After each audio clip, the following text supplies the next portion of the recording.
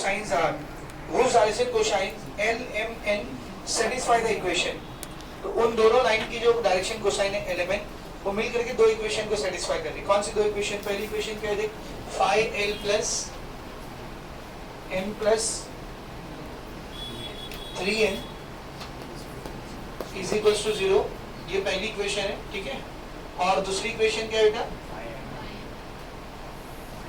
दूसरी इक्वेशन है 5mn minus 2ln nl 2nl plus 6lm equal to 0. बस.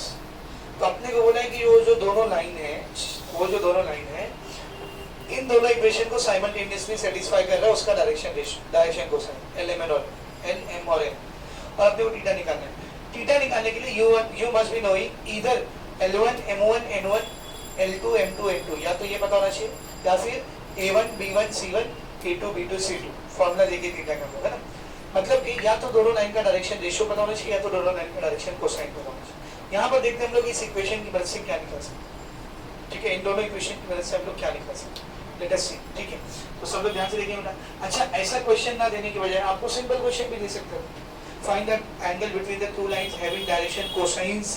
अब पहली लाइन का तीनों डायरेक्शन कोसाइन दे दिया, दूसरी लाइन का तीनों डायरेक्शन कोसाइन दे दिया. मतलब L1 M1 N1 दे दिया, L2 M2 N2 दे दिया. तो डायरेक्ट फॉर्म में रख के कर दिया. वैसा क्वेश्चन कर लोगे ना, या तो दोनों का डायरेक्शन रेशियो डायरेक्ट दे दिया, A1 B1 C1 A2 B2 C2. तो डायरेक्ट फॉर्म में रख के वो भी सॉल्व है. समझा? तो आप जब प्रीवियस ईयर की क्वेश्चन देखोगे ना तो उसमें एक क्वेश्चन आपको ऐसा भी दिखेगा, तो उसको भी सॉल्व करना इजी है. इसीलिए वो मैं नहीं कर रहा. फॉर्मूला आपको मैंने बता दिया कैसे सॉल्व करना है, वो आप जानना. ठीक है, L1 M1 N1 L2 M2 N2 ये दिया रहेगा तो डायरेक्ट फॉर्मूले में रख के थीटा निकालना. Similarly A1 B1 C1 A2 B2 C2 ये भी दिया रहेगा तो डायरेक्ट फॉर्मूले में रख के आंसर निकालना. अभी ये थोड़ा कॉम्प्लिकेटेड क्वेश्चन है तो इसको हम लोग करते हैं. सब लोग बोर्ड पर देखो बेटा कैसे हो गई. ठीक है, तो ये दोनों इक्वेशन साइमल्टेनियसली सॉल्व हो रही है. तो मैं इस इक्वेशन को इसमें पुट करूंगा तो भी सेटिस्फाई होगा, ये इक्वेशन को इसमें पुट करूंगा तो भी सेटिस्फाई होगा. ये दोनों साइमल्टेनियस इक्वेशन है कि नहीं, साइमल्टेनियसली सेटिस्फाई करेंगे एक दूसरे को. तो मैं क्या कर रहा हूँ, इक्वेशन नंबर 1 को उठा रहा हूँ फ्रॉम इक्वेशन नंबर 1. क्या है इक्वेशन नंबर 1 में? 5l plus m plus 3n is equal to 0. एक काम करो, इसमें से किसी एक वेरिएबल को अकेला करके इक्वेशन नंबर 2 में रख दो. तो जब किसी एक वेरिएबल को अकेला करके इक्वेशन नंबर 2 में रखोगे ना तो इक्वेशन 2 में नंबर ऑफ वेरिएबल कम हो जाएगा. जैसे अभी फिलहाल l भी है, m भी है, n भी है. किसी एक को अकेला करके रखोगे ना तो 3 की जगह 2 नंबर ऑफ वेरिएबल हो जाएगा, एक हट जाएगा. तो मैं क्या करता हूँ, इस m को अकेला करता हूँ क्योंकि वो ऑलरेडी 1m है ना. तो इसको अकेला करते, इसको अकेला करोगे तो अपॉन के नीचे 3 आ जाएगा, इसको अकेला करोगे तो अपॉन के नीचे 5 आ जाएगा. इसको अकेला करने में फायदा है, अपॉन के नीचे कुछ भी नहीं है. तो m को अकेला करते हैं, क्या हो जाएगा, m will be plus 3n उधर गया तो माइनस 3n प्लस 5l उधर गया तो माइनस 5. तो m का वैल्यू क्या है, माइनस कॉमन आ गया, माइनस क्या हो गया बोल, कॉमन आ गया. 3n प्लस 5 ये मुझे किसकी वैल्यू मिल गई बेटा, m की. इसको पुट कर दो इक्वेशन नंबर 2. इसको इक्वेशन नंबर 2 में पुट करो, क्या हो जाएगा 5 इंटू m. m की जगह पर कितना है, minus 3n plus 5l into n minus 2 into n into l plus 6 into l into m. m की जगह पर क्या करता, minus 3n plus 5 is equals to 0. क्या बने देखिए, पहले माइनस को अंदर लेके जाओ, minus 3n minus 5 sorry into n minus 2nl plus 6l. ये माइनस को अंदर लेके जाओ, minus 3n minus 5 is equals to 0. कितना है देख, plus minus minus 5 into 3 15, n into n is n square. मतलब ये 5 और n को एक साथ अंदर लेके जाओ. चाहिए तो आप इस स्टेप में ऐसा लिख लो, ये माइनस अंदर गया, माइनस 3n माइनस 5 और ये n और ये 5 इन दोनों को एक साथ इधर चले. क्या बन जाएगा, plus minus minus 5 3 are 15 n into n n square plus minus minus 5 5 are 25 n into n n n minus 2n plus minus minus 6 3 are 18 l into n ln या फिर nl एक ही बात. ठीक है, प्लस माइनस माइनस 6 5 जा 30, l into l, l square is equals to 0। तो अभी देखिए -15 एल स्क्वायर को ऐसे रख दो, ठीक है, -25 N L, -2 N L, -18 N L, इसको सॉल्व करते तो -18 -2 कितना हो, -20, -20 -25 -45 N L, -30 L square is equal to 0। इन सब में से -15 कॉमन ले सकते हो, -15 कॉमन ले लो, यहाँ पे क्या बच गया, प्लस एन स्क्वायर, माइनस चले गए तो प्लस, 45 में से 15 कॉमन चले गए तो 3, 15 दिया 45 एन एल, करेक्ट है, माइनस चले गए तो प्लस, 30 में से 15 कॉमन चले गए तो 2 L square is equal to 0। ये -15 यहाँ पे क्या कर रहे हैं, मल्टीप्लाई, उधर जाएगा तो 0 के पास जाके डिवाइड करेगा, 0 बाय -15 0, तो क्या बचा, N square plus 3 N L plus 2l square is equal to 0। इसको थोड़ी देर की तरह क्वाड्रेटिक इक्वेशन की तरह मान लो, थोड़ी देर के लिए मान लो क्वाड्रेटिक इक्वेशन की तरह। तो इधर 1 है इधर 2 है, तो 1 into 2 2 हो, बीच में क्या बेटा 3, इसके फैक्टर ढूंढो क्या आएगा, 2 1 2 ना, 2 1 2, ये प्लस में तो ये भी प्लस में है और ये भी प्लस में, तो 2 1 2 plus plus plus plus 2 plus 1 3, तो फैक्टर क्या है +2 और +1, तो ये 3 को इन फैक्टर्स में बांट दो, ये ऐसे रख, n स्क्वायर को ऐसे रख, ये 2l स्क्वायर को भी ऐसे रखो, 0 को भी ऐसे रखो, 3nl को ये दो फैक्टर में बांटना है, तो 3nl को हम लोग क्या लिखेंगे बोल, +2nl प्लस 1nl, सही है, तो देखना 2nl + nl 3nl, सही है। अब इन दोनों को देखो, इसमें से हम लोग क्या कॉमन निकाल सकते हैं, what can we take in common, क्या कॉमन निकाल सकते हो, n कॉमन आ जाएगा, क्या बचेगा बोल, n + 2l प्लस इन दोनों में से l कॉमन, क्या बचा, n + 2l, एक l कॉमन चलेगा तो एक l बचेगा इज इक्वल टू 0। एक ब्रैकेट दो बार रिपीट हो रहा है, क्या करेंगे उसको एक बार लिख देंगे, तो n + 2l, इसको एक बार लिख दिया, n + 2l को एक बार लिख दिया, और नेक्स्ट ब्रैकेट में क्या आएगा बोल, n + n, दो ब्रैकेट मल्टीप्लाई होके 0 आ रहा है, मतलब या तो पहला 0 या तो दूसरा 0, तो या तो n + 2l 0 है या फिर n + l 0 है, यहाँ से n अकेला करोगे तो क्या आएगा बोल, -2l, तो n का वैल्यू क्या है बेटा, -2l, n का वैल्यू क्या है बोल, -2l, या फिर n का वैल्यू क्या है बोल, -l, तो n का या तो ये वैल्यू है, n का या तो ये वैल्यू। अब इन दोनों वैल्यू को ध्यान से देखा, इन दोनों वैल्यू को यहाँ पर पुट करोगे तो n हट के उसकी जगह पर क्या आ जाएगा, l, और फिर l और m के बीच का रिलेशन है, सही है, तो सब लोग ध्यान से देखो, सिंस इसको देखो, इसको बोलते हैं equation number 3, from equation number 3,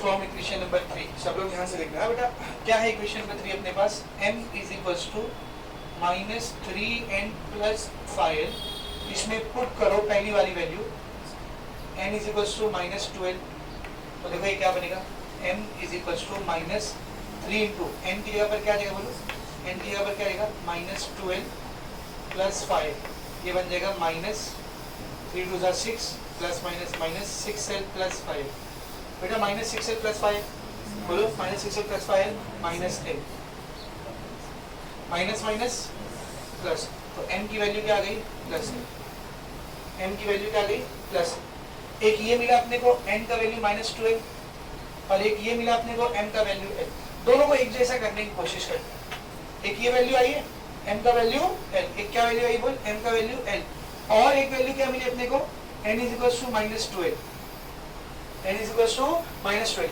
इधर पे l अकेला है ना, इधर भी l अकेला करने की कोशिश करो, क्या आएगा बोल, ये -2 इधर मल्टीप्लाई करें, यहाँ आएगा तो डिवाइड, सही है, उधर क्या बच गया, तो इस वाली इक्वेशन को देखो, इस वाली इक्वेशन को देखो, दोनों में क्या कॉमन दिख रहा है अपने को, l कॉमन दिख रहा है, दोनों में l कॉमन है, तो अगर LHS RHS सेम है तो LHS LHS भी सेम है, तो ये इसके बराबर है, तो m will be equal to, tell me किसके, n/-2, m का वैल्यू किसके बराबर है, n/-2, और इन दोनों का ही वैल्यू किसके बराबर है,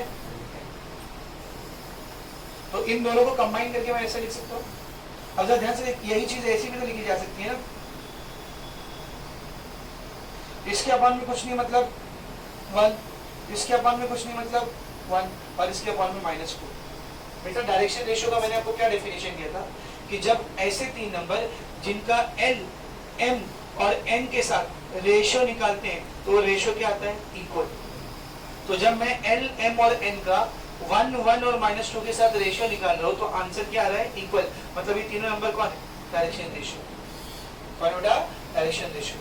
तो पहली कंडीशन से 3 डायरेक्शन रेशियो आया, तो पहली लाइन का डायरेक्शन रेशियो, ठीक है। तो हम लोग क्या लिखेंगे, therefore direction ratios of first line are, पहली लाइन का डायरेक्शन रेशियो क्या है, 1, 1, -2। therefore A1 का वैल्यू 1 है, B1 का वैल्यू 1 है, C1 का वैल्यू -2, ठीक है। अब बाजू में आगे सॉल्व करते हैं। फिर से सेम इक्वेशन को उठाओ, वापस से सेम इक्वेशन को उठाओ। From equation number 3 n is equals to -3n plus 5। पहले n की जगह पर क्या पुट किए थे, -2n।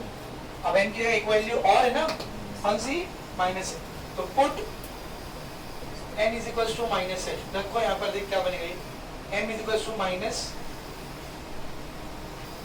इंटू n की जगह पर क्या केवल -l प्लस 5, क्या बन जाएगा ये, -3l प्लस 5, ये क्या बन जाएगा बोल, -5 में से 3l गया 2l, सही है। तो m का वैल्यू क्या है बोलो, m का वैल्यू क्या है, -12। m का वैल्यू क्या है बेटा, m का वैल्यू क्या है बोल, -12। जो काम इधर किए थे ना, l को अकेला किए थे, सेम काम इधर करो। यहाँ से l अकेला कर, बता मेरे को क्या हो जाएगा, m/-2 is equals to l। और एक रिलेशन ऑलरेडी हमने लिया है, क्या, n is equals to -l। यहाँ से भी l को अकेला करो, क्या आएगा बोल, ये l के साथ कुछ नहीं मतलब, मेरे ऐसा लिख सकते हो ना इसको, -1 इंटू l, चलेगा, चलेगा। ये -1 इधर आएगा तो n/-1 is equals to l। इस इक्वेशन और इस इक्वेशन में क्या कॉमन है बोल, l कॉमन। तो RHS कॉमन है तो LHS भी क्या आएगा, सेम। तो क्या आएगा बोल, m/-2 is equals to n/-1। और फिर इन दोनों का ही वैल्यू किसके बराबर है, l के बराबर, सही है। अब l के अपॉन में कुछ नहीं मतलब 1 है, तो दूसरी लाइन के डायरेक्शन रेशियो क्या आ गया, 1, -2, -1। तो therefore direction ratios of second line are 1, -2, 1, sorry -1। तो ये किसकी वैल्यू आई बेटा, A2 आया 1, B2 आया -2 और C2 आया -1। तो A1 B1 C1 आ गया, A2 B2 C2 आ गया। अपने को निकालने का क्या था बेटा, निकालने का क्या था बोली, थीटा का फॉर्मूला है ना अपने पास, क्या फॉर्मूला है, since cos theta is equals to mod of A1 A2 plus B1 B2 plus C1 C2 divide by under root A1 square plus B1 square plus C1 square dot under root A2 square plus B2 square plus C2 square. सबका value put करो, A1 A2, how much is A1, 1 और A2 1, तो 1 into 1 plus B1 B2, B1 कितना है 1, B2 कितना है -2, 1 into -2 plus C1 C2 -2 -1 -2 into -1 divided by under root A1 का square 1 का स्क्वायर, B1 का स्क्वायर 1 का स्क्वायर, C1 का स्क्वायर -2 का स्क्वायर, सही है, इंटू अंडर रूट A2 का स्क्वायर 1 का स्क्वायर, B2 का स्क्वायर -2 का स्क्वायर, C2 का स्क्वायर -1 का स्क्वायर। ठीक है, सॉल्व करते हैं इसको। 1 1 जा 1 plus minus minus 1 into 2 2 plus 2 1 जा 2 plus minus minus plus, correct है, डिवाइडेड बाय अंडर रूट 1 का स्क्वायर 1 का स्क्वायर 1, 2 का स्क्वायर 4, -2 का स्क्वायर प्लस 4 ही है ना, 1 का स्क्वायर 1, 2 का स्क्वायर 4, 1 का स्क्वायर 1, सही है। देखो -2 + 2 कैंसिल, क्या बच गया ऊपर 1 डिवाइडेड बाय 4 + 1 + 1 6 √6, 4 + 1 + 1 √6, बेटा √6 into √6 का स्क्वायर which will become 6 है ना, तो मॉड ऑफ 1/6 प्लस में ना ऑलरेडी हो, प्लस में ना ऑलरेडी, तो मॉड हटाओगे तो क्या आएगा 1/6 ही है। थीटा निकालने का कॉस को उधर भेज दो, क्या आएगा वो theta will be cos inverse of 1/6। क्या ट्रिग्नोमेट्री के टेबल में cos के अंदर 1/6 हमको कहीं पता है, तो इसको ऐसे ही रहते हैं। निकालने को तो हम लोग इसको लॉग टेबल से निकाल सकते हैं। 1/6 को सॉल्व करेंगे 0 पॉइंट समथिंग समथिंग आएगा, फिर उसको लॉग टेबल में जाके थीटा निकालेंगे। पर ये मैथ्स का पेपर, मैथ्स के पेपर में फिजिक्स वाला काम नहीं करेंगे, यहाँ पे डायरेक्ट छोड़ देंगे। Theta equals to cos inverse of 1/6। So this is how this question will be solved. 4 marks का क्वेश्चन समझे अच्छे से, इसी पे समझ के तो आपका 5.3 पूरा कंप्लीट हो गया।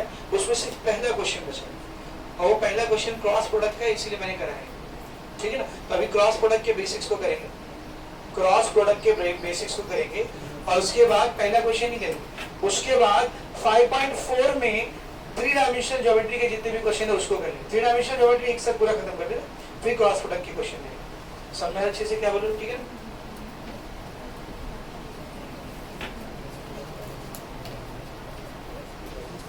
क्रॉस प्रोडक्ट, वेक्टर प्रोडक्ट का और एक नाम क्या होता है बोलो, क्रॉस प्रोडक्ट, ठीक है।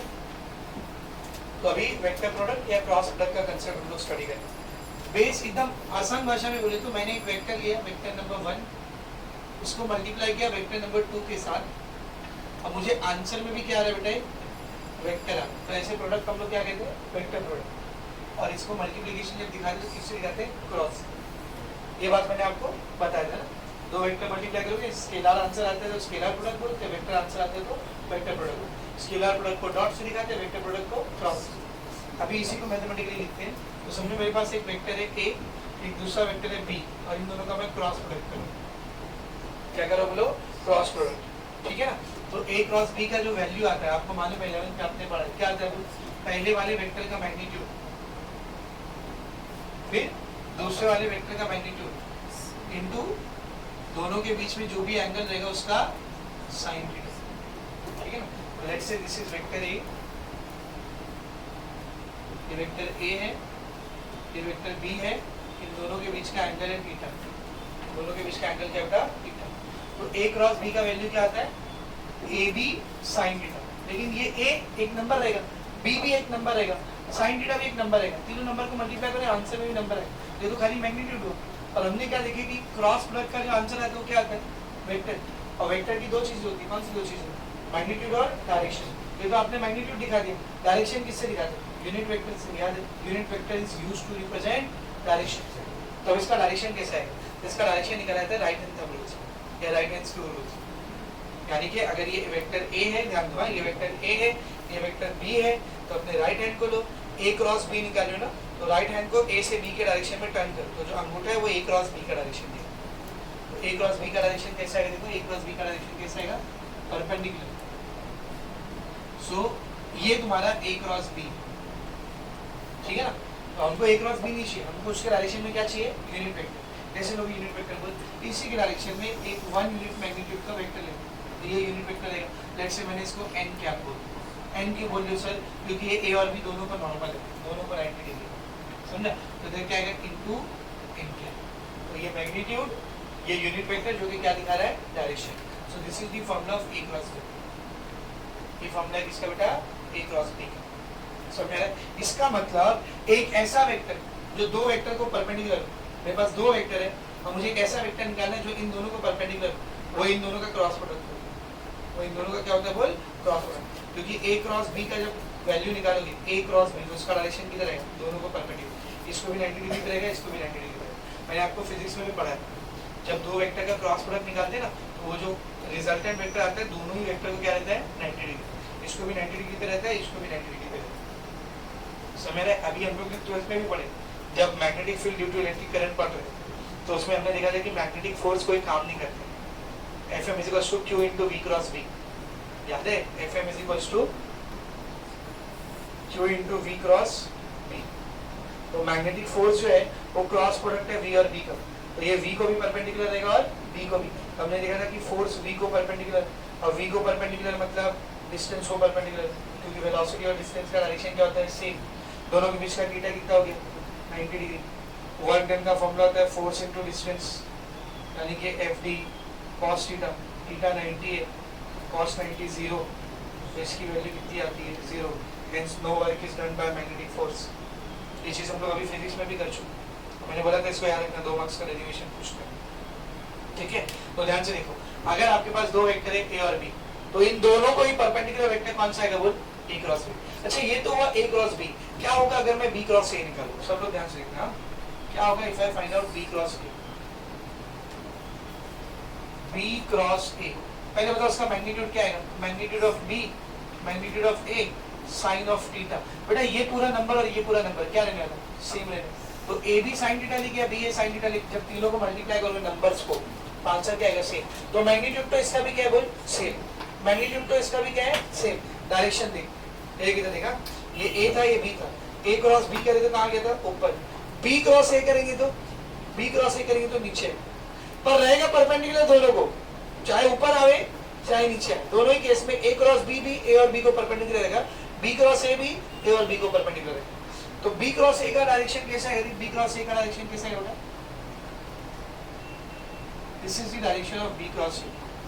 तो इसका यूनिट वेक्टर कैसा आएगा बोल, इसका यूनिट वेक्टर कैसा आएगा, एक मैग्नीट्यूड का नीचे की तरफ एक वेक्टर लेना, तो मुझे बताना ये n कैप था ना, इसका मैग्नीट्यूड क्या है सेम, खाली डायरेक्शन अपोजिट है ना, तो ऐसे वेक्टर जिनका मैग्नीट्यूड सेम हो पर डायरेक्शन अपोजिट उसको नेगेटिव वेक्टर बोलते हैं। तो अगर ये n कैप है तो ये क्या रहेगा बोल, माइनस n कैप, तो इसके यूनिट वेक्टर को दिखाएंगे माइनस n कैप। समझा अच्छे से, तो ये b क्रॉस a का है। अब मैं आपसे क्वेश्चन कर रहा हूँ बेटा, a क्रॉस b और b क्रॉस a, ये दोनों का आंसर सेम आ रहा है अलग है, पहले बताओ a क्रॉस b और b क्रॉस a दोनों का जो आंसर आएगा वो वेक्टर आएगा, दोनों का जो आंसर आएगा वो वेक्टर, और वेक्टर इक्वल कब होता है, जब मैग्नीट्यूड भी सेम और डायरेक्शन भी सेम। तो भाई इसका मैग्नीट्यूड तो सबका पार्ट तो सेम है, मैग्नीट्यूड तो सेम है, पर डायरेक्शन क्या है अपोजिट है, तो क्या ये दोनों वेक्टर इक्वल रहेंगे, नहीं। तो क्रॉस प्रोडक्ट कम्यूटेटिव नहीं होता है, डॉट प्रोडक्ट होता है, याद कर, a डॉट b और b डॉट a दोनों का वैल्यू क्या होता है सेम होता है, पर क्रॉस प्रोडक्ट कम्यूटेटिव नहीं होता है, समझा। तो हम लोग लिखेंगे the cross product is not commutative, vector product बोलो या फिर क्रॉस प्रोडक्ट बोलो, इज नॉट कम्यूटेटिव। क्यों नहीं इक्वल आ रहा है बोलिए, क्यों नहीं इक्वल आ रहा है भाई, दोनों का मैग्नीट्यूड तो सेम है सर, क्या चीज अलग है डायरेक्शन। हाँ मैं ऐसा लिख सकता हूँ, I can write down like this, a cross b का मैग्नीट्यूड और b क्रॉस a का मैग्नीट्यूड, मॉड मतलब क्या होता है magnitude, we are not concern about direction, this will be equal. तो a क्रॉस b और b क्रॉस a तो इक्वल नहीं रहेगा, पर a क्रॉस b और b क्रॉस a का मैग्नीट्यूड क्या रहेगा बेटा, इक्वल है। तो फाइनल रिजल्ट में इन सब से एक रिजल्ट यहाँ पर निकाल सकते हो, ध्यान से देखना, इसके ऊपर क्वेश्चन आते हैं कई बार, सब लोग ध्यान से देखेंगे बेटा। A vector perpendicular to two vectors a and b is given by, एक वेक्टर जो कि दो वेक्टर a और b को परपेंडिकुलर है, उसकी वैल्यू क्या रहती बोल, उसकी वैल्यू क्या रहती बोल, a क्रॉस b, क्या रहती बेटा a क्रॉस b। एक वेक्टर जो दो वेक्टर को परपेंडिकुलर हो, वो वेक्टर अगर आपको निकालना है तो आप कैसे निकालोगे बोल, a क्रॉस b। क्या सिर्फ a क्रॉस b रहेगा, सिर्फ a क्रॉस b रहेगा क्या, b क्रॉस a भी तो हो सकता है भाई, a क्रॉस b a और b को परपेंडिकुलर है, तो b क्रॉस a भी क्या है, a और b को परपेंडिकुलर, तो या तो a क्रॉस b निकाल लो या तो b क्रॉस, तो a vector perpendicular to a and b will be either a cross b और b क्रॉस a, पहली बात। दूसरी बात, unit vector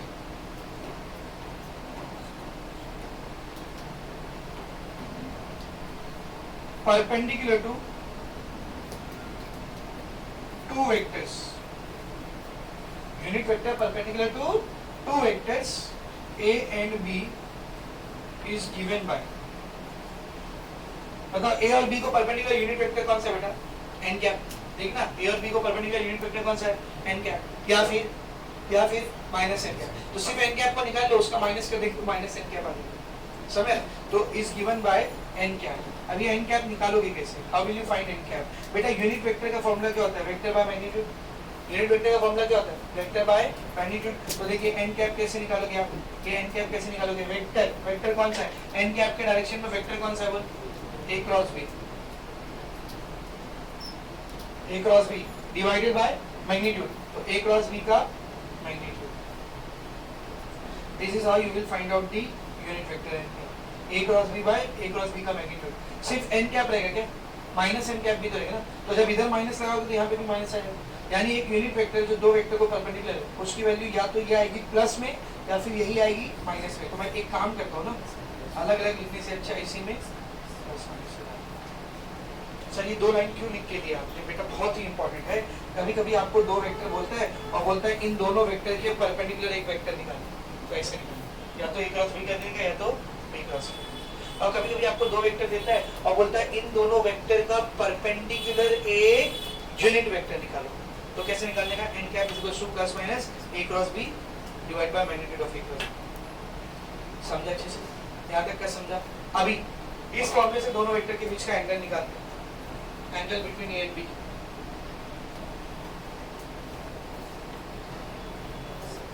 angle between A and B, A और बी के बीच का एंगल निकाल देते हैं। तो अभी हमने देखा ए क्रॉस बी का फॉर्मूला क्या होता है, बोले ए क्रॉस बी का फॉर्मूला क्या होता है, magnitude of A magnitude of B sine of theta into N cap. लेकिन अगर मैं यहाँ पे सिर्फ मैग्नीट्यूड ले लूँ, सिर्फ मैग्नीट्यूड ले लूँ, तो ये एन कैप पिक्चर से क्या हो जाएगा, बोल हटेगा, तो साइन थीटा क्या बचेगा, बोल साइन थीटा क्या बचेगा, ए क्रॉस बी का मैग्नीट्यूड डिवाइडेड बाय ए का मैग्नीट्यूड बी का मैग्नीट्यूड। तो इस फॉर्मूले से आप थीटा निकाल सकते हैं, ए क्रॉस बी का मैग्नीट्यूड डिवाइडेड बाय ए का मैग्नीट्यूड इनटू बी का मैग्नीट्यूड। अच्छा ए क्रॉस बी के मैग्नीट्यूड की जगह मैं और क्या लिख सकता हूँ, बी क्रॉस ए का मैग्नीट्यूड, चाहे ए क्रॉस बी का मैग्नीट्यूड चाहे बी क्रॉस, हाँ नीचे सेम रहेगा, magnitude of A into magnitude of B. ये फॉर्मूला हो गया दोनों वेक्टर के बीच के साइन थीटा, ठीक है ना। अगली चीज ध्यान से देखना, अगर दो वेक्टर पैरेलल है, if two vectors are parallel. अच्छा पैरेलल की जगह और क्या दे सकता था, कोलिनियर, याद है वेक्टर के केस में पैरेलल कोलिनियर को हम लोग कैसे कंसीडर करते हैं, सेम। तो इस केस में थीटा कितना रहता है, बोलो इस केस में थीटा कितना रहता है, दो वेक्टर पैरेलल या फिर कोलिनियर, थीटा कितना रहेगा 0 डिग्री, वाई पैरेलल है ना, तो साइन थीटा कितना हो जाएगा, बोलो साइन थीटा कितना हो जाएगा, बोलो साइन 0 ना, सॉरी साइन थीटा मतलब साइन 0, और साइन 0 कितना होता है, यहाँ पे 0 आ गया, यहाँ पे 0 हो गया, ए डॉट भी उधर गया 0 हो गया, तो ए क्रॉस बी का वैल्यू कितना है 0। देखना अगर इधर साइन थीटा 0 हुआ तो पूरा मल्टीप्लाई होकर 0 हो जाएगा, तो क्रॉस प्रोडक्ट की वैल्यू कितनी आएगी, क्रॉस प्रोडक्ट की वैल्यू कितनी आएगी बेटा 0। तो अगर दो वेक्टर को पैरेलल या कोलिनियर प्रूफ करना है तो उसका क्रॉस प्रोडक्ट कितना आना चाहिए 0। जिस तरह से हमने पहले पढ़े थे कि अगर दो वेक्टर को परपेंडिकुलर या ऑर्थोगोनल प्रूफ करना है तो उसका डॉट प्रोडक्ट कितना आना चाहिए 0। तो अगर दो वेक्टर परपेंडिकुलर होते हैं तो डॉट प्रोडक्ट 0 आता है, और अगर दो वेक्टर पैरेलल होते हैं तो क्रॉस प्रोडक्ट 0 आता है।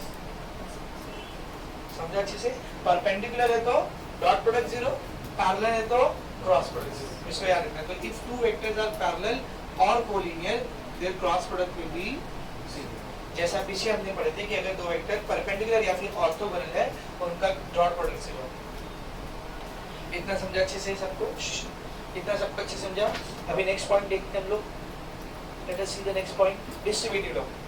वेक्टर प्रोडक्ट कम्यूटेटिव लॉ को फॉलो नहीं करता, हमने देख लिया ए क्रॉस बी और बी क्रॉस ए बराबर नहीं होता, तो क्या सर डिस्ट्रीब्यूटिव लॉ फॉलो करता है, बिल्कुल करता है, डिस्ट्रीब्यूटिव लॉ फॉलो करता है। बस आपको डिस्ट्रीब्यूटिव लॉ लगाते वक्त एक चीज ध्यान देना होगा, वेक्टर का सीक्वेंस चेंज नहीं होना चाहिए, जो पहले वो पहले आना चाहिए, जो बाद में वो बाद में आना चाहिए। इधर देखो ए क्रॉस बी प्लस सी कर रहे हो, ए क्रॉस बी प्लस सी क्या आएगा, बोल ए क्रॉस बी बीच में प्लस ए क्रॉस सी, ठीक है। तो आप वेक्टर को अंदर ले जाके मल्टीप्लाई कर सकते हैं, या कुछ कॉमन निकला तो निकल सकते हैं। अगर ऐसा रहेगा तो जरा ध्यान से देखना, A plus B cross C, तो क्या आएगा, बोल A cross C plus B cross. अगर किसी बच्चे ने इसको ऐसा लिख दिया कि पहले ए को सी से मल्टीप्लाई करे तो सी क्रॉस ए, या सी को ए से मल्टीप्लाई, चलेगा क्या, ये रॉन्ग हो जाएगा। पहले सीक्वेंस में कौन आ रहा है, ए आ रहा है, बाद में सी आ रहा है, तो इधर भी ए क्रॉस सी आना चाहिए। तो आप सीक्वेंस चेंज नहीं करते, ठीक है। तो इसको कहा जाता है लेफ्ट हैंड डिस्ट्रीब्यूटिव लॉ, इसको कहा जाता है राइट हैंड डिस्ट्रीब्यूटिव लॉ। उतना कुछ कुछ नहीं है, आपको सिंपल याद रखना है, सीक्वेंस चेंज नहीं करना, जो सीक्वेंस है वही रहना चाहिए। समझा। तो ये हो गया वेक्टर प्रोडक्ट का डिस्ट्रीब्यूटिव लॉ की वेक्टर प्रोडक्ट में डिस्ट्रीब्यूटिव लॉ कैसे लगाया जाता है, ठीक है ना। इसके बाद नेक्स्ट चीज, इसके बाद अगली चीज सब लोग ध्यान से देखना बेटा, क्या होगा अगर मैं आई क्रॉस आई, जे क्रॉस जे और के क्रॉस के करूं।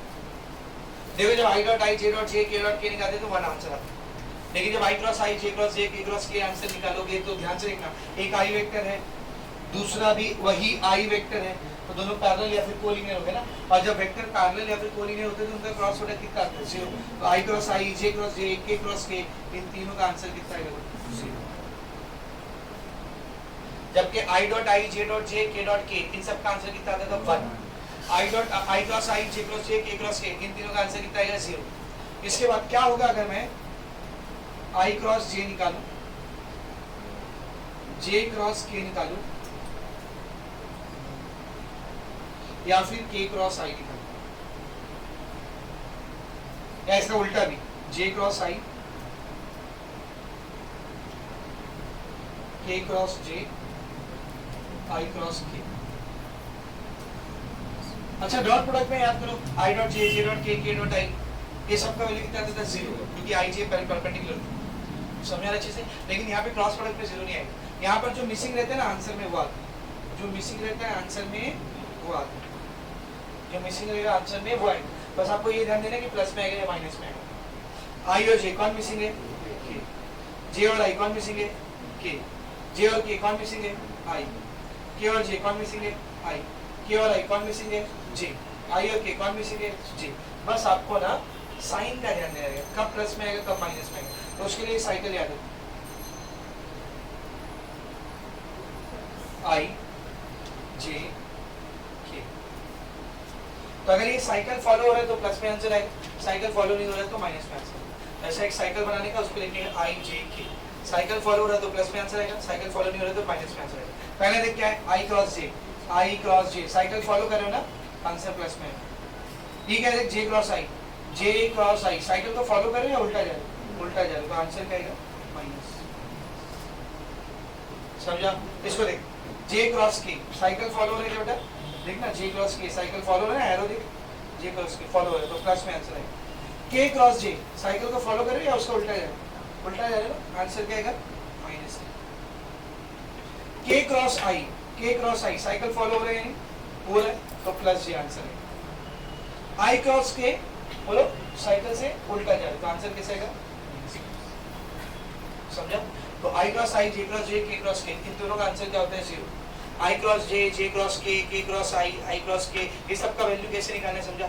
जो मिसिंग रहेगा वो आंसर में आएगा, और अगर ये साइकिल फॉलो हो रहा है तो प्लस में आंसर आएगा, और साइकिल फॉलो नहीं हो रहा है तो माइनस में आंसर आएगा। समझ में आया बेटा अच्छे से? ये सबको समझ में आ गया। नाउ नेक्स्ट चीज, अगर मेरे को दो वेक्टर दिया है, let's say I have been given 2 vector. पहला वेक्टर है मेरे पास ए, ध्यान से देखना, पहला वेक्टर मेरे पास ए, इसकी वैल्यू है ए एक्स आई कैप प्लस ए वाई जे कैप प्लस ए जेड के कैप, यानी आई जे के कंपोनेंट अपने को दिया हुआ। और दूसरा वेक्टर मेरे पास बी, इसकी वैल्यू है बी एक्स आई कैप बी वाई जे कैप प्लस बी जेड के कैप। तो हमने लास्ट लेक्चर में देखा था कि ए डॉट बी कैसे निकाला है। ए डॉट बी कैसे निकालते हैं? आई वाले को मल्टीप्लाई करते हैं, जे वाले को मल्टीप्लाई करते हैं, के वाले को मल्टीप्लाई, यानी ax into bx, ay into by, az into by, और फिर तीनों में क्या कर देंगे? प्लस। सही है? डॉट प्रोडक्ट कैसे निकालते हैं, बट क्रॉस प्रोडक्ट कैसे निकालते हैं? क्रॉस प्रोडक्ट निकालने का फॉर्मूला होता है a cross b is equals to, we take help of determinant over here. Cross product निकालने के लिए हम लोग किसकी हेल्प लेते हैं? वो डिटरमिनेंट। तो क्या फॉर्मूला रहता है डिटरमिनेंट का? देखो, a क्रॉस b का वैल्यू रहेगा, पहली लाइन में हमेशा आएगा ij, पहली लाइन में हमेशा क्या होगा? ij। अब देखो इसमें पहला वेक्टर कौन सा बेटा? पहला वेक्टर कौन सा है? a है ना, तो a के पास जाओ, उसके कंपोनेंट देखो, ax ay az, ax ay az। और दूसरा वेक्टर b है ना, तो bx by bz। This is how we find out a cross b, determinant के जरिए। समझा? अच्छा, b क्रॉस a निकालेंगे,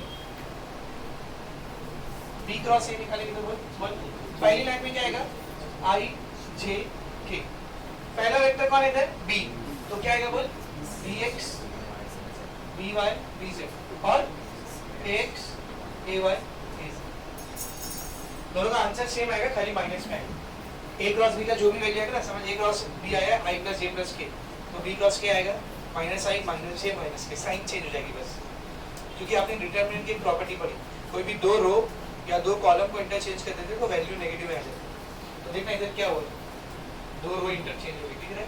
समय तो आंसर माइनस में। क्योंकि आपको पता है a क्रॉस b और b क्रॉस a का मैग्नीट्यूड तो सेम होता है, खाली डायरेक्शन अपोजिट होता है, तो आंसर माइनस में।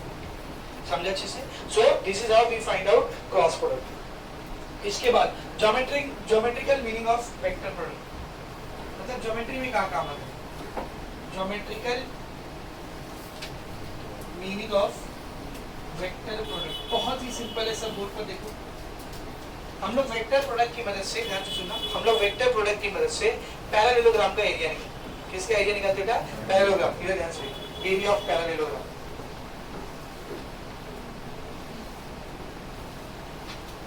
एरिया ऑफ पैरेललोग्राम ये देखना कैसे, सब लोग ध्यान से समझ। मेरे पास एक पैरेललोग्राम है, I have got a parallelogram. ये मेरे पास एक पैरेललोग्राम है, ठीक है ना? और इसकी दो एडजेसेंट साइड है, vector A and vector B. तो इसकी पहली वाली साइड है ये वेक्टर ए और इसके बाजू वाली साइड है वेक्टर बी। आजू बाजू की साइड होना चाहिए, आमने सामने की, आजू बाजू की साइड। अब मुझे इस पैरेललोग्राम का एरिया निकालना, तो इस पैरेललोग्राम का एरिया क्या है मालूम? इन दोनों वेक्टर प्रोडक्ट का मैग्नीट्यूड, इन दोनों वेक्टर के प्रोडक्ट का मैग्नीट्यूड, ए क्रॉस बी का मैग्नीट्यूड, बस ये।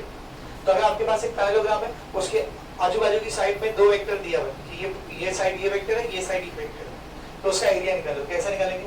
Cross product A cross B का मैग्नीट्यूड। क्या बेटा? मैग्नीट्यूड। मॉड क्यों होता है? क्योंकि एरिया क्या होता है? नंबर होता है। अच्छा, हम लोग फिजिक्स में देखो एरिया को भी वेक्टर में दिखाते हैं। कैसे दिखाते हैं?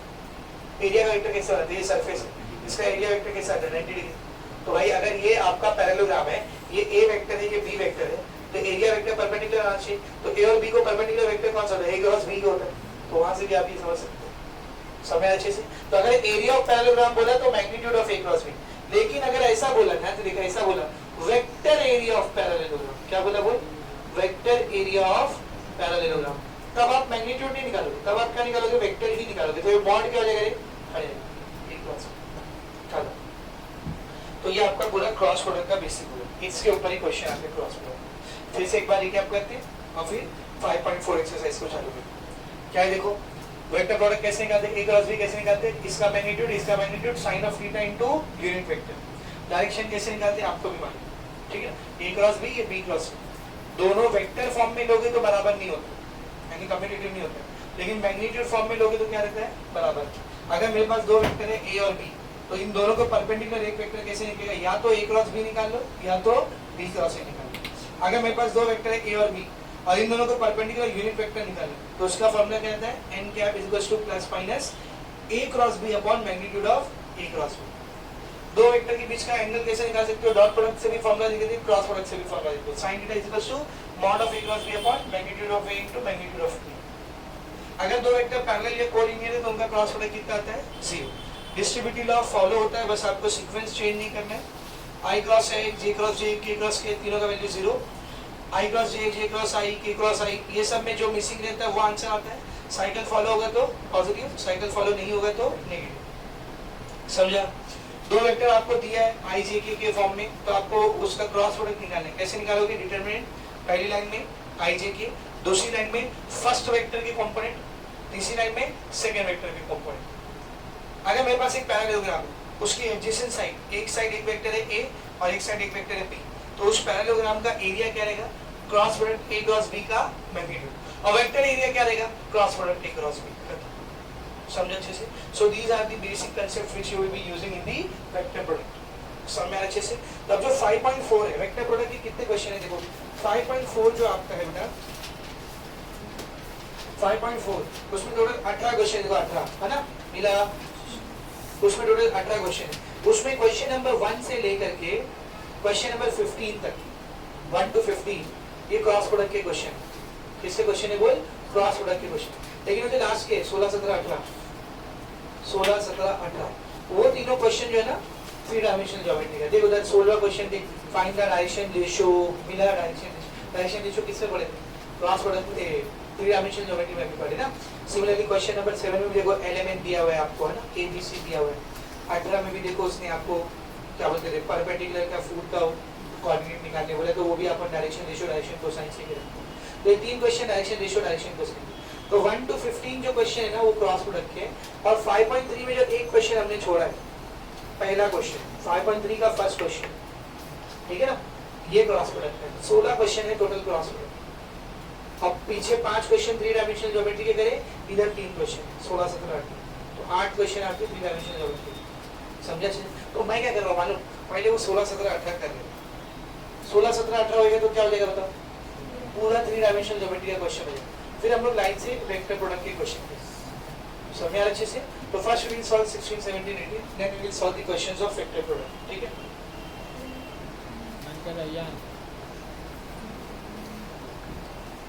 Of a vector perpendicular to the lines whose direction ratios are, ठीक है? ध्यान से देख, वापस पढ़। Find the direction ratios of a vector, एक वेक्टर का डायरेक्शन रेशियो निकालना है perpendicular to the two lines, जो और दो लाइन को परपेंडिकुलर है, whose डायरेक्शन रेशियोज आर, और उन दोनों लाइन का डायरेक्शन रेशियो दिया।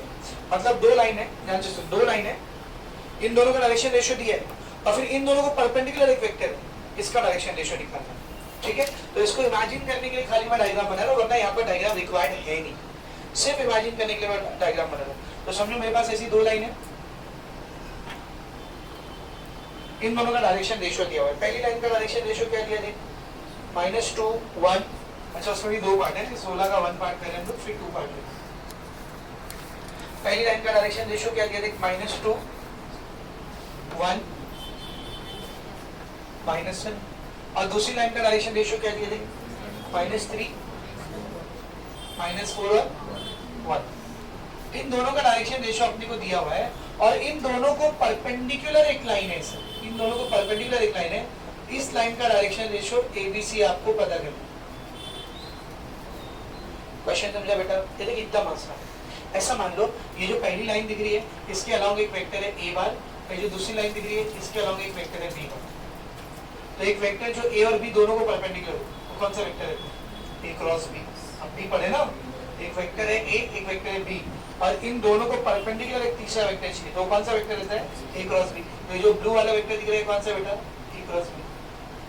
समझ रहे? तो देख मैं क्या लिख रहा हूँ, let the two vectors along the given lines are A and B। जो गिवन लाइंस है उनके अलाउंग जो दो वेक्टर है वो कौन से बेटा, A और B। अच्छा, गिवन दोनों लाइन का अपने को डायरेक्शन रेशियो दिया हुआ, तो अभी थोड़ी देर पहले मैंने आपको बताया था कि जब डायरेक्शन रेशियो पता होता है तो हम लोग उस लाइन के अलाउंग वेक्टर निकाल सकते हैं।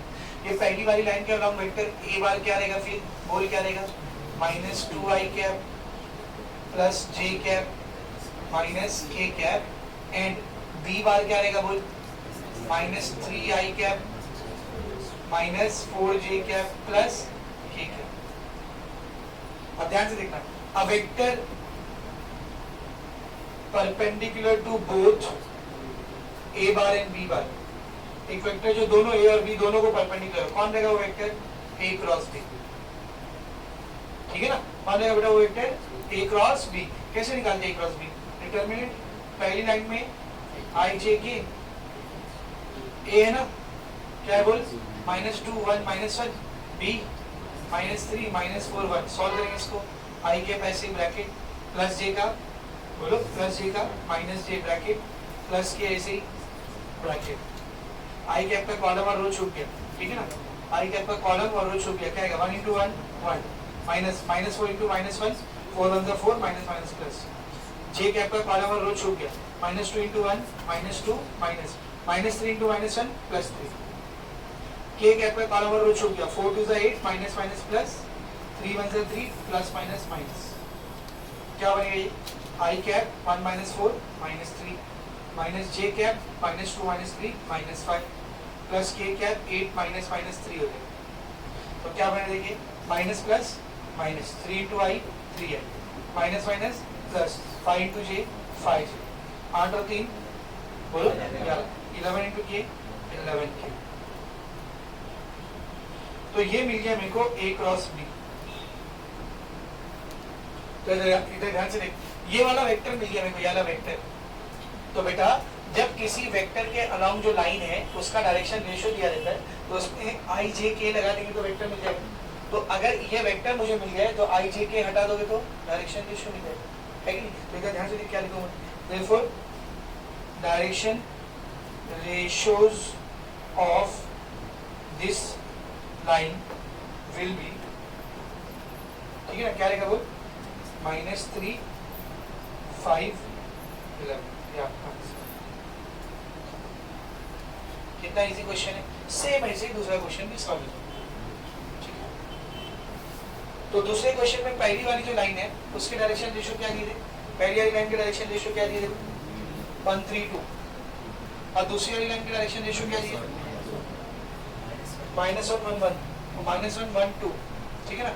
तो ये a बार ये b बार, बोल a बार की वैल्यू क्या रहेगी, i 3j 2k, और b बार की वैल्यू क्या रहेगी, -i + j + 2k। तो दोनों को परपेंडिकुलर जो वेक्टर रहेगा a क्रॉस b, उसका वैल्यू क्या आएगा बोल, i j k 1 3 2 -1 1 2। इसको सॉल्व करेंगे, i कैप ऐसे ही 3 2 = 6 2 1 = 2, j cap plus j cap का माइनस j कैप हो जाएगा, ये और ये गया 2 1 = 2 -1 × 2 -2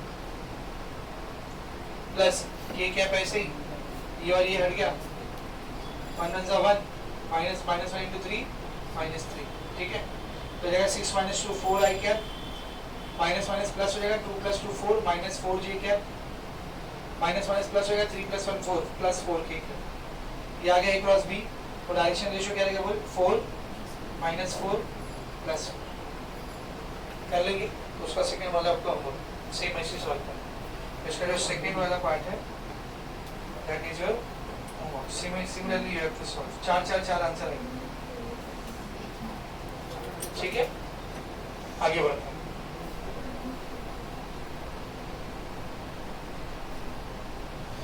let's see the next question. Question number 16 हो गया अपना, ठीक है। 17 वाला थोड़ा बड़ा है, 18 क्वेश्चन कर लेते हैं। Question number 18,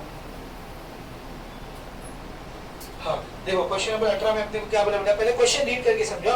if a is a point 1, 2, 3, एक पॉइंट है a, उसके कोऑर्डिनेट क्या है 1, 2, 3, and b is a point 4, 5, 6, और b एक पॉइंट है 4, 5, 6 are 2 points, then find the foot of the perpendicular. तो जो परपेंडिकुलर बनेगा, ऐसा परपेंडिकुलर जो बनेगा उसका फुट मतलब नीचे का point.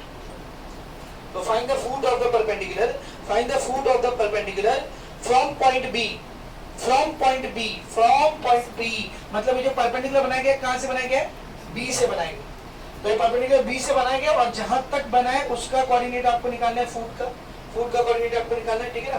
From point b to the line joining, to from point b to the line joining, यानी ये परपेंडिकुलर बनाया गया टू मतलब किस पर बनाया गया, किस पर बनाया गया, a line joining the origin and point a। तो ये जो लाइन है वो किसको किसको जॉइन करी, ओरिजिन और पॉइंट a को। तो डायग्राम कुछ ऐसा बनेगा। तो first let us draw the diagram. ये पॉइंट b है, यहाँ से एक परपेंडिकुलर ड्रॉप किया, ये एक लाइन है, किसको किसको जॉइन करी, ये ओरिजिन और पॉइंट a। तो इस परपेंडिकुलर का जो फुट बनेगा इसकी वैल्यू अपने को निकालनी, फुट ऑफ द परपेंडिकुलर का वैल्यू अपने को निकालनी। समझ में आ रहा अच्छे से। अभी जो दिया हुआ है उसको लिख देते हैं। सबसे पहले a के कोऑर्डिनेट दिया हुआ है, what are the coordinates of a, tell me. a के कोऑर्डिनेट्स क्या है बेटा, 1, 2, 3, 1, 2, 3।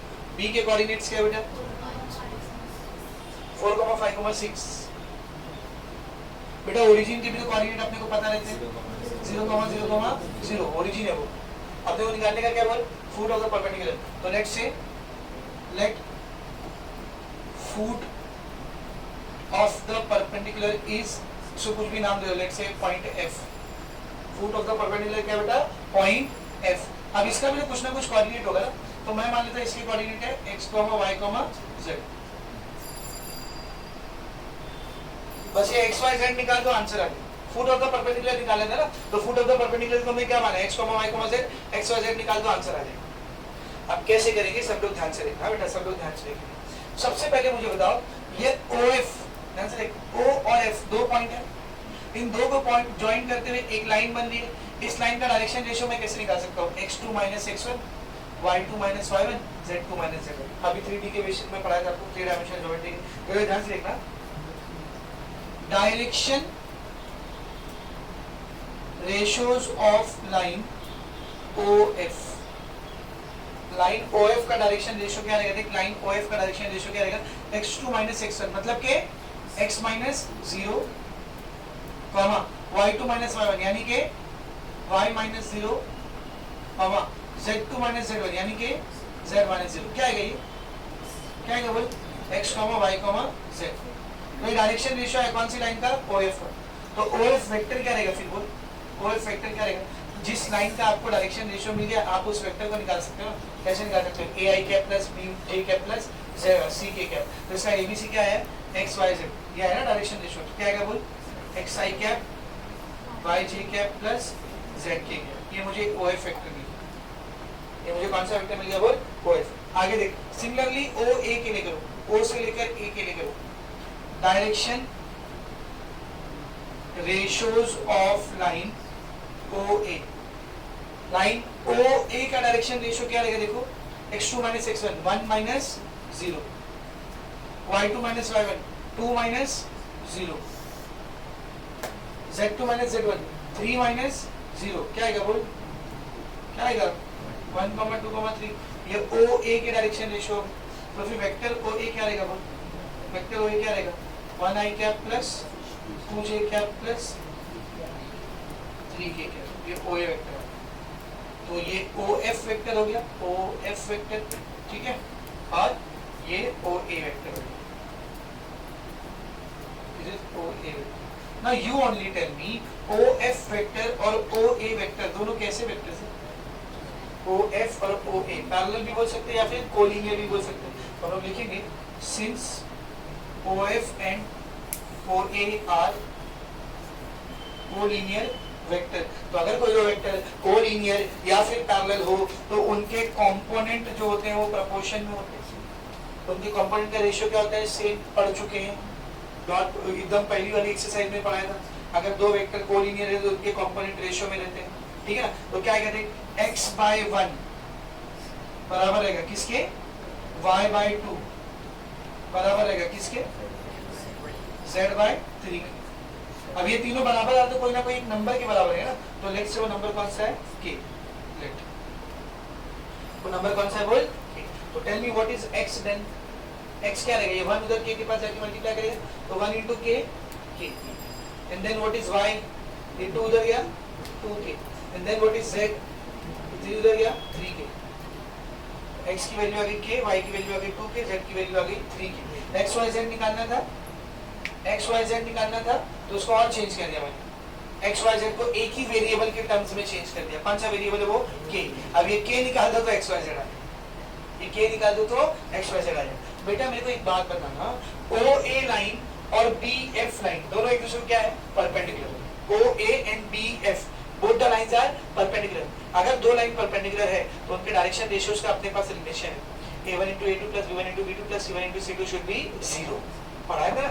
अगर दो लाइन परपेंडिकुलर होते हैं तो दो रिलेशन आ जाते हैं वहाँ पे L1 L2 plus M1 M2 plus N1 M2 0 हो जाता है A1 A2 plus B1 B2 plus C1 C2 0 हो जाता है। करेक्ट है करेक्ट है। तो इन दोनों का डायरेक्शन रेशियो निकाल लो। कैसे निकालेंगे भाई दो तो कोई भी लाइन का डायरेक्शन रेशियो कैसे निकालते हैं x2 minus x1 y2 minus y1 z2 minus z1 ऐसे निकालते हैं ना। समझना अच्छे से। तो दोनों का डायरेक्शन रेशियो निकाल लो। एक का तो ऑलरेडी निकाल चुके कौन सी लाइन OA किधर है देख direction ratios of line OA क्या आया था OA का डायरेक्शन रेशियो देख 1 2 3 है ना। तो डायरेक्शन रेशियो ऑफ OA क्या आया था बेटा डायरेक्शन रेशियो ऑफ OA क्या आया था देख 1 2 3।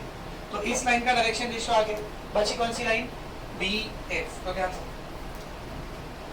Direction ratios of line BF क्या रहेगा बोल x2 minus x1 BF x2 minus x1 तो x minus 4 comma y minus 5 comma z minus 6। बेटा x y z की जगह मैं और क्या लिख सकता हूँ x y z की क्या लिख सकता हूँ k 2k 3k। तो क्या बनेगा ये k minus 4 2k minus 5 3k minus 6 correct है। तो ये जो डायरेक्शन रेशियोज आए हैं ये जो डायरेक्शन रेशियोज आए बेटा ये कौन सी लाइन क्या है बोल BF लाइन क्या है। तो BF लाइन के डायरेक्शन रेशियोज और ये OA लाइन के डायरेक्शन रेशियोज। तो क्या लिखेंगे since OA line is perpendicular to BF line OA line और BF लाइन क्या बेटा परपेंडिकुलर। तो कौन सा रिलेशन यूज कर सकता हूँ इधर A1 A2 plus B1 B2 plus C1 C2 will be 0 मतलब उनके डायरेक्शन रेशियोज के प्रोडक्ट का सम क्या है बेटा 0। तो दोनों के प्रोडक्ट को निकालो दोनों के डायरेक्शन रेशियो का प्रोडक्ट निकालो। इसका डायरेक्शन रेशियो क्या है 1 2 3 और उसका k - 4 2k - 5 3k - 6 तो मल्टीप्लाई करो 1 इंटू के माइनस 4, 1 इंटू के minus 4 plus 2 into 2k minus 5, 2 into 2k minus 5 plus 3 into 3k minus 6, 3 into 3k minus 6 कितना आएगा ये 0। सॉल्व करेंगे इसको k मिलेगा, यहाँ पे रखेंगे x y z। सब में अच्छे से क्या करेंगे 1 इंटू के माइनस 4, के minus 4, 2 into 2k 4k, 2 into 5 10, 3 into 3k 9k, 3 into 6 18 is equal to 0। k plus 4k 5k, 5k plus 9k 14k। ठीक है, माइनस 18 माइनस 10 कितना हो जाए माइनस 28, माइनस 28 और माइनस 4 कितना हो minus 32 is equal to 0। Minus 32 हो जाएगा तो प्लस 32, तो 14k is equal to plus 32, तो k इज इक्वल टू 32/14 कितना रहेगा बोल 2 7 14 16, 16/7 k कितना आ गया बोल 16/7। तो x y z कितना है, देख x का वैल्यू था k है ना, y का वैल्यू था 2k और z का वैल्यू था 3k। तो x कितना आ गया, k की वैल्यू कितना है 16/7, वह हो जाएगा 2 इंटू 16/7 यानी कि 32/7 और z हो जाएगा 3 इंटू 16/7 यानी कि 16 दिया 48 48/7। तो उसने फुट ऑफ परपेंडिकुलर निकालने बोला था। फुट ऑफ परपेंडिकुलर क्या लिए थे हमने x, y, z। तो क्या लिखेंगे answer foot of perpendicular is f x, y, z that is f क्या है बोल 16/7, 32/7, 48/7 ये आपका आंसर। समझा अच्छे से, is it very much clear? ठीक है ना। तो ये हो गया आपका क्वेश्चन नंबर 16, वो हो गया आपका क्वेश्चन नंबर 18। अभी डायरेक्शन रेशियो डायरेक्शन कोसाइन यानी 3D से एक ही क्वेश्चन बचा, कौन सा क्वेश्चन नंबर 17 वो करते हैं। क्या दिया देखो, prove that two vectors, proof करना है कि दो vector whose direction cosines are given by relation, जिन दो वेक्टर के डायरेक्शन कोसाइंस दिए गए रिलेशन या इक्वेशन को फॉलो करेंगे या सेटिस्फाई करेंगे। क्या क्या इक्वेशन दिए देख, पहली इक्वेशन दी है बेटा अपने को AL plus BM plus CN is equals to 0, इसको बोलते हैं इक्वेशन नंबर 1। और दूसरी इक्वेशन क्या दी बेटा देख, दूसरी इक्वेशन क्या दी है FMN plus GM FMN plus GNL plus HLM, GNL plus HLM equal to 0। ठीक है ना। तो अपने को प्रूफ क्या करना है, देखो दो लाइन है, दोनों के डायरेक्शन कोसाइन जो है इन दोनों रिलेशन को फॉलो कर रहे हैं, सेटिस्फाई कर रहे हैं, मतलब ये दोनों इक्वेशन साइमल्टेनियस दी हुई है अपने को। ठीक है, आगे देखिए बेटा, prove that two vector whose direction cosines are given by the relation this and this are perpendicular। तो अपने को प्रूफ करना है वो दोनों लाइन परपेंडिकुलर रहेगी if, अगर, कब परपेंडिकुलर रहेगी, कब परपेंडिकुलर रहेगी बोल if, क्या कंडीशन दिया है if, बोलो f by a plus g by b plus h by c, इसका वैल्यू कितना रहेगा। तो अपने को प्रूफ करना है ये दो लाइन तभी परपेंडिकुलर रहेगी जब ये कंडीशन सेटिस्फाई। ठीक है, तो कैसे सॉल्व करो मैं इसको, सब लोग ध्यान से देख, जैसा हुआ था क्वेश्चन अभी पीछे का सॉल्व किया ना वैसे इसको सॉल्व करेंगे। मतलब यहाँ से एक वेरिएबल को निकालेंगे, उसको इसमें पुट करके वेरिएबल कम करेंगे। अब वो कौन सा वेरिएबल निकालूंगा, तो उससे पहले जरा ये सेकंड इक्वेशन को देखो, काफी कॉम्प्लिकेटेड है। एफ एम एन तीनों अननोन है, जी एन एल तीनों अननोन है, एच एल एम तीनों अननोन है। समझ में आ रहा है। तो मैं क्या कर रहा हूँ, सबसे पहले मुझे ये एफ एम एन और जी एन एल इन दोनों में क्या कॉमन दिख रहे थे, एन कॉमन दिख रहे थे। तो एन को बाहर निकाल, एन को बाहर निकाल, क्या बचेगा बोल F M plus G L plus आगे क्या बचा बोल H L M is equal to 0। इसको बोलते हैं इक्वेशन नंबर 2। अब क्या करते हैं, इसमें से किसी एक वेरिएबल को कम करते हैं तो ज्यादा अच्छा रहेगा अगर आप एन को कम करो। एन को लेके आओगे तो ब्रैकेट के अंदर चला जाएगा, है ना। एल को लेके आओगे तो वो भी ब्रैकेट के अंदर चला जाएगा। ज्यादा अच्छा कौन सा रहेगा बेटा, एन को कम करते हैं यहाँ से। एन को कम करने के लिए कौन सी इक्वेशन यूज करेंगे हम लोग, फ्रॉम इक्वेशन नंबर 1। ध्यान दें, from equation number 1। What is equation number 1 see, AL plus BM plus CN is equal to 0। यहाँ से n को अकेला करो, CN विल बी, ये प्लस ए एल उधर गया तो minus A L, plus B M उधर गया तो माइनस बी एम, दोनों में से माइनस कॉमन ले सकता हूँ, क्या बचेगा बोल A L plus B M, ये किसकी वैल्यू आ रही है सी एम, एन अकेला हुआ कि उसके साथ सी मल्टीप्लाई करें ना, वहाँ जाएगा तो डिवाइड, तो this is the value of N, ये किसकी वैल्यू आ गई है एन की, इसको पुट कर देंगे कौन सी इक्वेशन में, equation number 2, put in equation number 2, क्या बनेगी इक्वेशन नंबर 2, एन की जगह पर क्या आ जाएगा minus A L plus B M divided by C into F M plus G L plus H L, तो जहाँ पर एन था वहाँ पर ये रख दिया, ठीक है, इज इक्वल टू 0, सही बेटा। ये अपॉन के नीचे से सी हटाने के लिए पूरी इक्वेशन को multiply by C, multiply by C, तो यहाँ पे जब सी मल्टीप्लाई होगा सी से सी कटेगा, क्या बचेगा minus A L plus B M into F M plus G L, ये पूरा एक ही टर्म है क्योंकि मल्टीप्लाई कर रहे थे, तो इस पूरे से जब सी मल्टीप्लाई होगा तो ऊपर सी नीचे सी करेगा, खाली ये पूरा बचेगा, ठीक है, प्लस एच एल एम को जब सी मल्टीप्लाई करेगा तो H L M C is equal to 0, सही है। इसको मल्टीप्लाई करके दोनों को, तो देखो क्या आएगा minus A L into F M, A L F M, A L into G L plus A G L square, correct है, B M into F M, B F M square, B M into G L, B M G L plus H L M C is equal to 0, correct है। क्या बनेगा देखिए, minus को अंदर लेके जाएंगे तो ये माइनस को अंदर लेके जाएंगे, क्या बनेगा minus A L F M minus A G L square minus, बहुत सारा माइनस आ रहा है ना, तो एक काम करते हैं ये पूरा इधर माइनस में है ना, वहाँ चला जाएगा तो प्लस में, तो A L F M A G L square B F M square B M G L, ठीक है, ये plus H L M C वहाँ गया तो minus H L M C, समझा अच्छे से, is it very much clear. अभी नहीं बेटा, ये ए जी एल स्क्वायर इसको ऐसे रख दे, ए जी एल स्क्वायर इसको ऐसे रख दे, ठीक है, इधर ध्यान से देख, ए एल एफ एम इसमें एल और एम है, देख रहे इसको देख,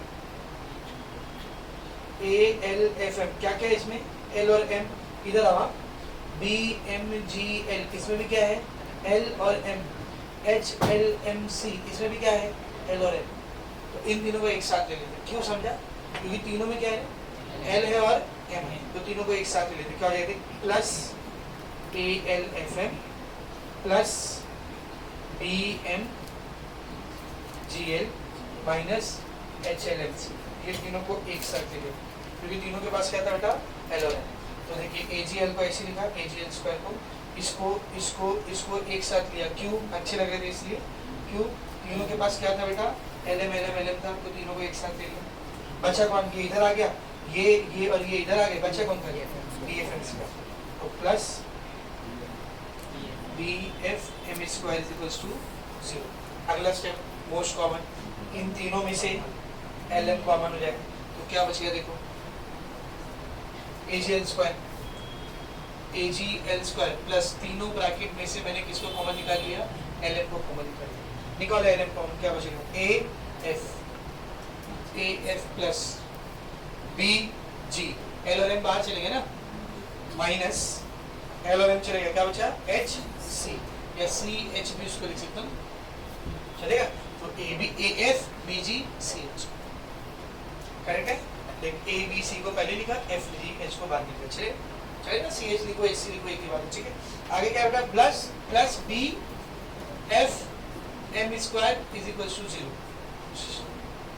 now to make it a quadratic equation, मैं इसको एक क्वाड्रेटिक इक्वेशन बनाना चाह रहा हूँ, सब लोग ध्यान से देखना बेटा, इसको क्वाड्रेटिक इक्वेशन बनाने के लिए क्या कर रहा हूँ मैं, डिवाइडिंग बाय एम स्क्वायर, पूरे को किससे डिवाइड कर दे रहा है वो एम स्क्वायर, ध्यान से देखना कैसे क्वाड्रेटिक इक्वेशन बनेगा, A G L square A F B G minus C H L M plus B F M square is equal to 0, पूरे को एम स्क्वायर से डिवाइड कर दो, हाँ, divide by M square divide by M square divide by M square, क्या होएगा सबसे पहले देख, एम स्क्वायर से एम स्क्वायर कैंसिल, इधर एम है इधर एन स्क्वायर है, एम से स्क्वायर कैंसिल, यहाँ पे कुछ कैंसिल होगा। तो देखिए क्या बनेगा, ये ए और जी को ऐसे रख दे, ए भी कांस्टेंट है जी भी कांस्टेंट है, ऐसे रख दे। बचा क्या, L square by M square which can also be written as L by M the whole square, सही है, plus A F B G C H, यहाँ एल बच गया इधर एम बच गया, तो एल बाय एम, ये पूरा अलग लिख दिया, एल बाय एम अलग लिख दिया, चलेगा, ठीक है ना, plus B F is equal to 0, कुछ देख रहे हो, अगर ये एल बाय एम को आप x मान लो तो ए जी एक्स स्क्वायर प्लस ये पूरा x प्लस कॉन्स्टेंट, क्या है क्वाड्रेटिक इक्वेशन, तो हम क्या लिखेंगे, this is a quadratic equation, this is a quadratic equation of variable, क्या है इसमें वेरिएबल कौन है, x कौन है इसमें, x कौन है बोल, l by of variable l by. अब बेटा किसी क्वाड्रेटिक इक्वेशन के कितने आंसर आते हैं, दो, क्वाड्रेटिक इक्वेशन के कितने आंसर आते हैं, दो, उनको रूट्स ऑफ क्वाड्रेटिक इक्वेशन भी कहा है, मुरब्बई मसावत के सज़र, है ना, रूट्स ऑफ क्वाड्रेटिक इक्वेशन, हम लोग क्या लिखेंगे, लेट इट्स रूट बी, ऐसा मान लेते हैं कि इस इक्वेशन के जो रूट आएंगे, दो आंसर आएगा ना, तो वेरिएबल कौन इधर l बाय m ना, तो मैं मान लेता हूँ इसका जो दो आंसर आएगा वो आएगा l1 bye m1 and l2 bye m2, ये दो आंसर इसके आएंगे, ये दो आंसर इसके आएंगे, और आगे ऐसा लिख दो where l1 m1 n1 are direction cosines of first line and L2 M2 N2 are direction cosines of second, ठीक है, जाहिर सी बात है यहाँ पर L M N जो था वो दोनों लाइन के डायरेक्शन कोसाइंस को दिखा रहा था, तो जो L1 M1 रहेगा वो पहली लाइन के लिए रहेगा, जो L2 M2 के लिए रहेगा, L2 M2 रहेगा वो दूसरी लाइन के लिए रहेगा। खैर वापस से क्वाड्रेटिक इक्वेशन को, तो एक क्वाड्रेटिक इक्वेशन है जिसमें वेरिएबल है L बाय M, करेक्ट है, दो रूट आएंगे, तो मैंने पहला रूट ये मान लिया, दूसरा रूट ये मान लिया, थोड़ा सा 10th स्टैंडर्ड की तरफ आएंगे। 10th स्टैंडर्ड में आपने पढ़ा है, अगर मेरे को एक क्वाड्रेटिक इक्वेशन दिया है ax square plus bx plus c is equal to 0, तो इसके जो रूट्स आते हैं, समझो इसके रूट्स आए, इसका आंसर आया अल्फा बीटा, इसका आंसर क्या है बोल, अल्फा बीटा। तो आपने 10th में फॉर्मूला पढ़ा है सम ऑफ रूट का और प्रोडक्ट ऑफ रूट, किसका फॉर्मूला पढ़ा है बोल, सम ऑफ रूट और product of root. Sum of root का फॉर्मूला होता है minus B by A, sum of root का फॉर्मूला क्या होता है, माइनस बी बाई, यानी ये जो x के साथ है और ये जो a के साथ है, दोनों का रेशियो ले लो माइनस, तो दोनों के आंसर का प्लस आ जाएगा, अल्फा प्लस बीटा। अब प्रोडक्ट ऑफ रूट का फॉर्मूला होता है c by, product of root का फॉर्मूला क्या होता है बोल, कांस्टेंट अपॉन a, ये फॉर्मूला आपने 10th स्टैंडर्ड में पढ़ा, ठीक है ना, चाहिए तो मैं यहाँ पर लिख देता हूँ, तो मैं यहाँ पे कौन सा फॉर्मूला यूज कर रहा हूँ, प्रोडक्ट वाला, यहाँ पर ध्यान से देखना, product of roots of quadratic equation ax square plus bx plus c is equal to 0 is given by alpha into beta is equal to c by a. No need to write down this thing. इसको लिखने की कोई जरूरत नहीं है, लेकिन चूंकि 10th standard से हम लोग यूज कर रहे हैं, इसीलिए मैं इसको यहाँ पर लिख देता हूँ, 10th स्टैंडर्ड का फॉर्मूला।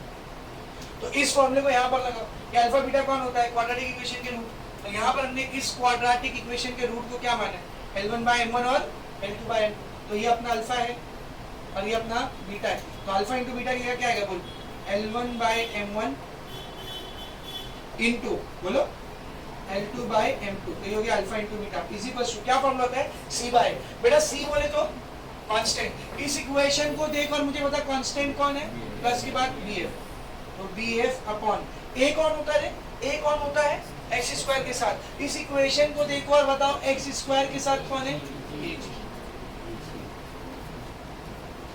सही सही। अभी जरा ध्यान से देखना, ये L1 इंटू L2 कितना हो जाएगा, L1 L2, ये M1 इंटू M2 कितना हो जाएगा, M1 M2, सही है सही है। बचा क्या था, ध्यान से देख, BF AG, मैं क्या करता हूँ, जो मुझे प्रूफ करना था उसमें F के साथ कौन था, A, और जी के साथ कौन था, बी। एफ और ए को एक साथ ले लो, जी और बी को एक साथ ले लो, तो इधर ध्यान से देखा, एफ बाय ए इसको एक साथ ले लिया, एफ बाय ए, बी बाय जी इसको एक साथ ले लिया, बी बाय जी, चलेगा।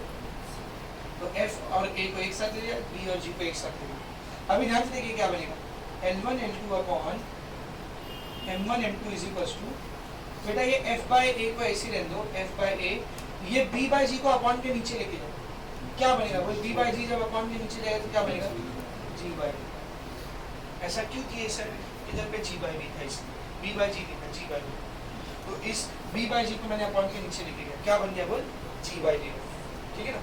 इसी चीज को क्या मैं ऐसा लिख सकता हूँ, सब लोग ध्यान से लिखना बेटा, L1 L2, ये f बाय a यहाँ पर क्या कर रहा है बेटा, f बाय a यहाँ पर क्या कर रहा है, ऊपर है ना, उधर जाएगा तो नीचे आ जाएगा, f by a is equals to m1 m2 इधर ऊपर आ जाएगा, m1 m2, और नीचे क्या बनेगा बोल, g बाय b, मतलब के ये इधर ले लिया, ये उधर ले लिया, तो ये L1 L2 और M1 M2 का रेशियो आपको आ गया, बचा कौन, L1 L2 आ गया, M1 M2 आ गया, बचा कौन, N1 N2। सर इधर N1 N2 क्यों नहीं आया, बेटा N को पहले ही बता दिए थे ना तुम लोग, N को पहले ही छू कर दिए, गायब कर दिए, समझा। तो सर N1 N2 का रेशियो कैसे निकालूं, जिस तरह आपने इक्वेशन नंबर 1 में N को अकेले किए तो ये पूरा आया, अब क्या करना पड़ेगा मालूम आपको, इक्वेशन नंबर 1 में M को अकेला करना पड़ेगा, किसको अकेला करना पड़ेगा, M को, पूरा सेम ऐसे जब सॉल्व होगा तो जो रेशियो आएगा वो L1 L2 का आएगा और N1 N2 का आएगा, M1 M2 का नहीं आएगा, गायब हो जाएगा। कितना बड़ा होगा फिर वो, सेम इतना बड़ा, यानी ठीक है। तो आपको लगता है हम लोग इतना बड़ा सॉल्व करेंगे, नहीं, क्या यूज करेंगे, सिमिलरली। अब इधर सिमिलरली लगाओ कैसे सर, वो दिक्कत है, सिमिलरली लगाओ कैसे, ये देख ध्यान से नोटिस करना, पहला रेशियो किसका है, L का, ऊपर पहले कौन दिख रहा है, L, तो अपॉन के नीचे कौन आया, f बाय a। जरा इन दो इक्वेशन को देखो जो अपने को क्वेश्चन में दी हुई थी, बहुत ध्यान से, यहाँ से रिलेशन मिलेगा आपको, देख पहला वाला रेशियो किसका है बोल, L का, पहला वाला रेशियो किसका है बोल, L का, तो उसके अपॉन के नीचे कौन है, f बाय a, सही। दूसरा रेशियो किसका था, देख n का, दूसरा रेशियो किसका है बोल, m का, तो उसके अपॉन के नीचे क्या है, देख g बाय b। तो अगर मैं तीसरा रेशियो n का लूंगा तो उसके अपॉन के नीचे कौन आएगा, h बाय c। तो similarly I can write down L1 L2 divided by, ध्यान से देखा, L1 L2 divided by f by a। जब L1 और L का रेशियो लेंगे तो f बाय a आएगा, और ऊपर अगर मैंने N1 N2 ले लिया, क्या ले लिया बोल, N1 N2, तो जब N1 N2 को लेंगे तो उसके नीचे क्या आएगा बोल, h बाय c। वैसे तो ये पूरा आप सॉल्व करके दिखा सकते हो, कैसे कैसे होता, कैसे यहाँ से n अकेला किए थे ना, n की जगह m को अकेला करो, इक्वेशन नंबर 2 में पुट करो, फिर से क्वाड्रेटिक इक्वेशन बनेगी, सेम पूरा सॉल्व करो तो आपको ये रिलेशन आएगा, पर हम लोग इतनी मेहनत करते नहीं होते, ऐसे निकालिए, समझा। अब जरा इन दोनों को कंबाइन करके लिखो, इन दोनों को कंबाइन करके लिखो जरा, L1 L2 by f by a, L1 L2 by f by a, दोनों में क्या है कॉमन, तो ये दोनों भी क्या रहेगा बेटा, इक्वल। तो इसको मैं ऐसा लिख सकता हूँ, therefore L1 L2 by f by a बराबर रहेगा M1 M2 by g by b, और वो भी बराबर रहेगा किसके, N1 N2 by h by c। तो तीनों आपस में एक दूसरे को क्या है बेटा, बराबर, और तीनों अगर इक्वल है, L1 L2 by f by a equal है, M1 M2 by g by b equal है, N1 N2 by h by c, तीनों आपस में क्या है बेटा, इक्वल। तो अगर तीनों इक्वल है तो तीनों का वैल्यू कोई एक नंबर आ रहा है ना, तो उस एक नंबर को मैंने क्या मान लिया बोल, लेट k, क्या मान लिया, k। तो यहाँ से मुझे बताना बेटा L1 into L2 की क्या वैल्यू है, ये f by a इधर डिवाइड कर रहा है, वहाँ k के पास जाएगा तो multiply k into f by a, ये मेरे को किसकी वैल्यू आ गई, L1 into L2। M1 into M2 की क्या वैल्यू आएगी बोल, ये g by b उधर k के पास जाएगा, k into g by b, and N1 into N2 की क्या वैल्यू आएगी बोल, N1 into N2 की क्या वैल्यू आएगी बोल, h by c इधर k के पास जाएगा, k into h by c। अब उसने बोला क्या था, ये प्रूफ करो कि ये दोनों लाइन परपेंडिकुलर तब ही रहेगी जब ये कंडीशन फॉलो होगी, मतलब दोनों लाइन कैसी रहेगी, परपेंडिकुलर, दोनों लाइन कैसी रहेगी, परपेंडिकुलर। तो ध्यान से देख, therefore if both the lines are perpendicular, अगर दोनों लाइन परपेंडिकुलर है, अगर दोनों लाइन परपेंडिकुलर है तो हमने फॉर्मूला पढ़ा था, अगर दो लाइन परपेंडिकुलर होती है तो L1 into L2 plus M1 into M2 plus n1 into n2 का वैल्यू क्या आता है 0। तो इसका इसका इसका तीनों का अब भी जस्ट हमने क्या निकाला वैल्यू l1 into l2 ये क्या आएगा k into f by a, m1 into m2 ये क्या आएगा k into g by b, n1 into n2 ये क्या आएगा k into h by c। तीनों में से क्या कॉमन k कॉमन, तीनों में से k को कॉमन निकाल लो, क्या बच गया बोल, तीनों में से k गया तो क्या बच गया f by a plus g by b plus h by c is equals to 0। ये k इधर मल्टीप्लाई करा वहां जाएगा 0 के बाद तो डिवाइड करेगा ना, तो 0 by k कितना आएगा बोल, यही लाने का था hence proof। तो हमने प्रूफ कर दिया कि अगर दो लाइन परपेंडिकुलर रहेगी तो वो कंडीशन सेटिस्फाई है। समझ अच्छे से। So this is your question number 17। Vector chapter में सबसे बड़ा क्वेश्चन ये है 4 मार्क्स के। वैसे तो ऐसा क्वेश्चन आने का चांस कम है, लेकिन आ गया तो कैसे सॉल्व करना है मैंने आपको बताया। इसी फिल्म में यहाँ पे अपने 3 डायमेंशनल ज्योमेट्री के सारे क्वेश्चन क्या हो गए बेटा खत्म। अब अपने को कौन से क्वेश्चन स्टार्ट करना है, क्रॉस प्रोडक्ट के क्वेश्चन। किसके बेटा, क्रॉस प्रोडक्ट के।